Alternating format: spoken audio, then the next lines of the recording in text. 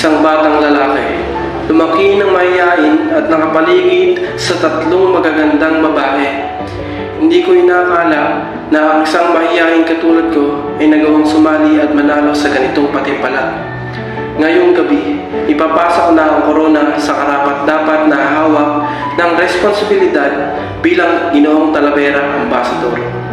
To Sir Eser Guillermo, thank you for organizing ng ganitong event.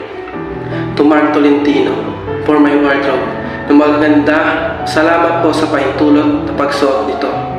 To Mama Proy, sa paghikayat na sumali sa akin sa mga ganitong patimpalak.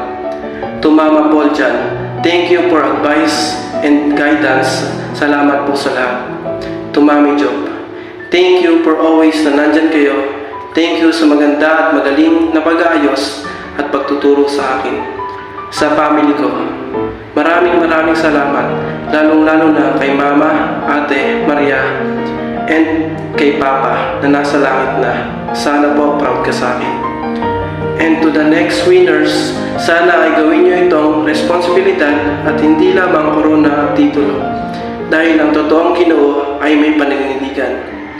Ako si Ivan Mendoza, your Ginoong Talavera 2022 Ambassador.